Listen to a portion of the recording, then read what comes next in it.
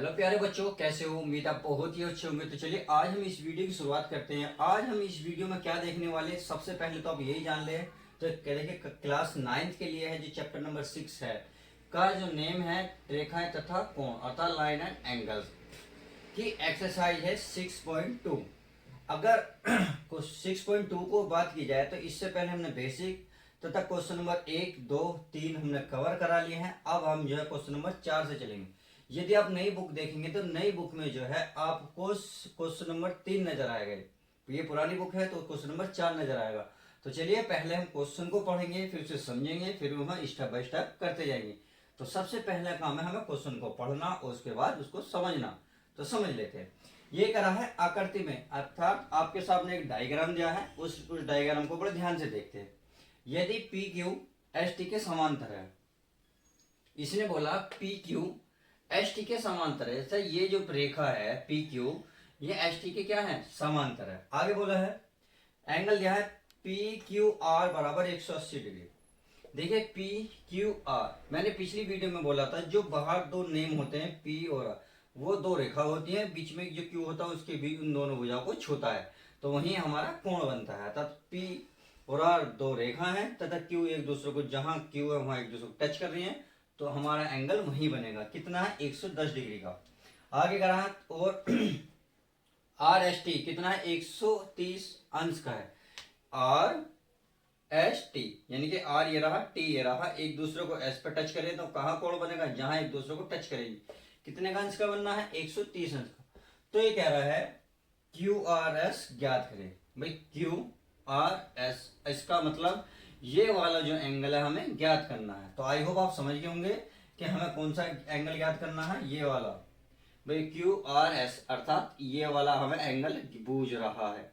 तो समझ में आ गया। अब देखिए एक क्वेश्चन में ही एक चीज लिख रही है आपके संकेत में कि आर जो है पी क्यू के समांतर है, तो हम इसके समांतर एक रेखा ड्रॉ कर लेते हैं। क्या कर लेते हैं? रेखा ड्रॉ कर लेते हैं। तो आई होप आप समझ गए होंगे। अब इससे क्या होगा कि हमें जो है क्वेश्चन समझने में और भी आसानी हो जाएगी, क्योंकि हमने पिछली वीडियो में बेसिक में बताया था यदि दो रेखाएं समांतर हो तथा उसको एक तिर्यक रेखा काटे, अर्थात दो बिंदुओं पर काटे उन दोनों। देखो तिर्यक रेखा है, ये तिरछी है, तो एक तो क्यू पर काटा, एक आर पर काटा, तो इसके जो इधर कोण बनेंगे अर्थात तिर्यक रेखा के एक और बनने वाले कोणों का योग 180 अंश होता है। तो इससे क्या होगा? हमारा ये वाला एंगल प्राप्त हो जाएगा। तथा क्योंकि ये पी क्यू के समांतर है और क्वेश्चन में ही बोला है कि ये वाली जो है ये आर एस टी के समांतर है, इसमें साफ साफ बोला है। तो इसका आप ये कह सकते हैं अगर पी क्यू इसके समांतर है और एस टी इसके समांतर है और ये इसके समांतर है, तो आप ये कह सकते हैं जो एस टी है ये इसके भी समांतर होगी। तो आई होप इतना क्लियर। अब यदि मैं इस एंगल की बात करूं तो ये भी वही फॉलो करा। भाई ये दो दो रेखाएं हैं, ये एक तिर्यक रेखा है जो बिंदु एस और आर पर एक दूसरे को काटती है। तो तिर्यक रेखा के एक और यानी कि इधर की साइड के बनने वाले कोणों का 180 होता है। तो 130 तो दिया है, तो यहाँ कितना होगा दोस्तों? 50। कितना होगा? 50। यहाँ 110 है, 180 में से 110 माइनस करेंगे तो कितना आएगा? 70। तो हमें दो कोण प्राप्त हो गए। अब हम तीसरा नियम इसमें ये लगाएंगे कि आप ये लगा सकते हैं कि प्यारे दोस्तों कि भाई एक एक जो रेखा है, रेखा के एक और ही बनने वाले कोणों का योग 180 होता है। तो अब हमें पता है कि दो कोण तो दे रखे हैं, एक 70 का एक 50 का। 70 और 50 यानी कि 70 प्लस 50 कितने हो गए? 120। और 120 बचाइए तो 180 होता है टोटल। 180 में से आप क्या करो? 120 माइनस कर दो, कितना बचेगा? 60। तो ये जो आपका आंसर आएगा 160 डिग्री आ जाएगा। तो आई होप ये तो था, मैंने आपको जो डायग्राम था उसको डिटेल में बताया, आप डिटेल में ही इसको लिख लेते। अर्थात हम स्टेप बाय स्टेप करेंगे, क्योंकि सिस्टमेटिक वे से चलने से क्वेश्चन क्या होता? बहुत ईजी हो जाता। तो ये तो हमने सीधा सीधा वैसे ही बता दिया। तो चलिए अब लिखते हैं। पहले सबसे पहले क्वेश्चन में लिखेंगे कि दिया है, क्या क्या दिया है वो हम लिख लेते हैं। तो सबसे पहला काम देखो दोस्तों, दिया है, सबसे पहला काम दिया है, देखिए पी क्यू जो है किसके समांतर है? एस टी के। ये हमने चित्र में समझ लिया। तथा आगे दिया है, ये भी दिया है जी, चलिए उसे भी लिख लेते हैं।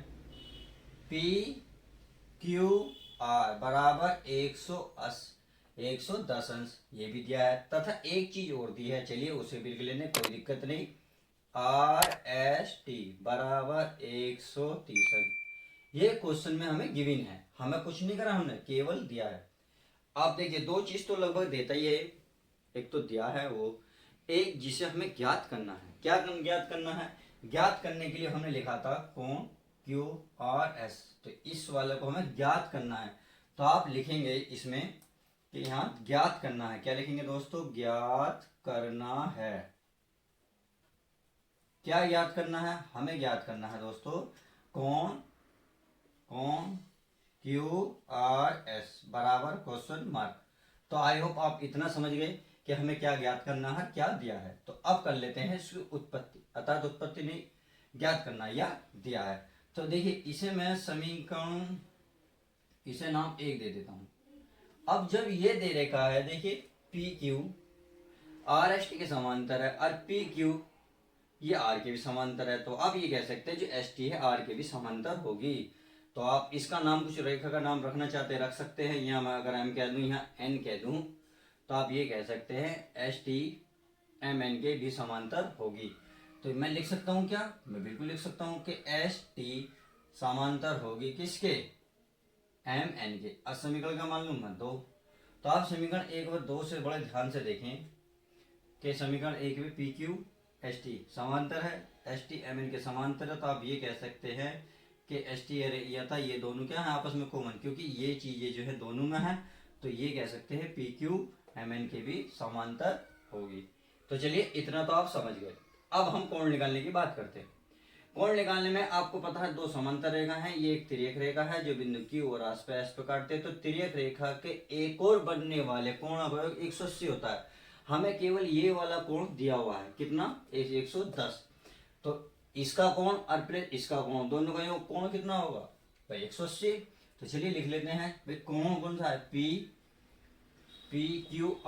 PQR प्लस, अब इस वाले कोण को निकल लेते हैं, क्या नाम है? MRN, क्योंकि ये एक इस वाली भुजा को और इस भुजा को छोड़ा, तो MRQ, कोण MRQ बराबर कितना हुआ था दोस्तों? 180 अंश। अब देखिए PQR की वैल्यू कितनी दे रही है? 110, तो मैं 110 यहाँ रख सकता हूँ, 110। आर क्या है? कोण MRQ बराबर 180। अब 110 को आप उधर लेके जाओगे तो क्या होगा? माइनस का हो जाएगा, माइनस का हो जाएगा, तो अर्थात ये माइनस हो जाएगा। तो माइनस कर लेते हैं MRQ, ये तो यही रहेगा। तो 180 में से यदि आप 110 माइनस करोगे तो ये बचा 70 अंश। तो कौन कौन सा? MRQ भाई, MRQ कितना मिला? 70। तो हमने 70 ये लिख दिया है। देखिए आप समझ गए होंगे अब 70 कैसे है। तो आई होप इतना तो क्लियर हो गया। अब सेम हमने क्या काम करा था, देखिए हम इसका रीजन भी लिखेंगे। मैं रीजन भूल गया था, रीजन लिख के लिखेंगे, यहाँ लिखेंगे तिर्यक, क्या? तिर्यक रेखा के, क्या लिखेंगे? एक और कोणों का योग, कोणों का योग क्या होता है? 180 अंश होता है। तो आप ये जरूर लिखें, क्योंकि हर चीज का हमें इसमें रीजन लिखना होता है। तो इस तरह समझ में आया? बिल्कुल सेम यही फॉलो कर रहा है। ये भी एक दूसरे के समांतर है, ST और MN। तो इस पे तिर्यक रेखा के एक और बनने वाले कोणों का योग कितना होगा? ये भी 180 ही होगा। तो आई होप अब इसका क्लियर हो गया होगा। अब तो हमने माइंड में भी आधा सोल्व कर लिया होगा। तो चलिए अब इसे भी कर लेते हैं। तो क्या क्या कोण है? TSR, तो कोण है TSR प्लस NRS, क्योंकि हमें ये वाला एंगल चाहिए। तो ये किस भुजा को छोड़ा है? इसको और इसको। तो NRS, बड़ा N बना लो चाहे आप N। तो यह लिख रहा है N, कोण NRS बराबर 180। इसका भी क्या रीजन लिखेंगे? इसका आप सेम यही हिंदी लिखेंगे, तिर्यक रेखा के एक और कोणों का योग कितना होता है? 180 अंश होता है। तो हमें TSR दे रखा 130 है, तो मैं 130 यहाँ लिख रहा हूं, प्लस इसका कोण नहीं दे रखा, तो इसका कोण क्या कर लेते हैं भाई? निकाल लेते हैं, बराबर 180। 130 को उधर लिखेंगे तो क्या हो जाएगा? माइनस हो जाएगा। तो माइनस करेंगे 180 में से 130, तो बराबर कितना आएगा दोस्तों? ये आ जाएगा आपका कितना? 50। तो 50 आ गया। तो वही हमने लिखा है, देखिए 180 में से 130 माइनस करोगे तो 50, तो ये वाला भी कोण क्या हुआ आपको मिल गया। अब मेन पॉइंट है ये जो इसने बूझा है। भाई आप सोच रहे होंगे सर बूझा तो इसने ये है तो आपने ये क्यों निकाला। भाई मैंने इसलिए निकाला क्योंकि जो रेखा है, रेखा के एक और बनने वाले कोणों का 180 अंश होता है। तो अब आप समझ गए होंगे भाई अगर हमें दो कोण मिल गए तो तीसरा कोण बहुत आसानी से मिल जाएगा। कहने का मतलब है अगर इस रेखा से ऐसे चले तो इसका टोटल योग कितना होता है, 180 अंश होता है। भाई हमें ये इतना भाग दे रखा है 50 और इतना भाग दे रखा 70, तो हमें यही तो चाहिए। भाई अगर इन दोनों को जोड़ के 180 में से माइनस करेंगे तो ये वाला कोण हमें प्राप्त हो जाएगा, जैसे कि मैंने निकाल भी दिया है। तो चलिए इसको हम एक अब तरीके से लिख लेते हैं। कौन कौन से कोणों का योग है भाई, एम एम आर क्यू, इतना कोण हो गया। अब इस कोण का क्यू आर एस, इतना कोण, अब इतना कोण एस आर एन, और बराबर कितना 180। तो लिखेंगे कौन सा कोण, कोण M R Q plus Q तक पहुंच गया क्यू आर एस, कोण क्यू आर एस प्लस अब एस तक पहुंचे तो एस आर एन, क्या है कोण एस आर एन, बराबर कितना 180। अब रीजन भी जरूरी होगा दोस्तों, रीजन बहुत जरूरी है लिखना कि हमने ऐसा क्यों करा, हमने तीनों कोणों का योग ही 180 क्यों लिखा। जो आप लिखेंगे कि रेखा रेखा के एक और बनने वाले कोणों का योग, तो रेखा के एक और बने कोणों का योग, कोणों का योग कितना होता है 180 अंश होता है। ये हमने यहां लिख दिया।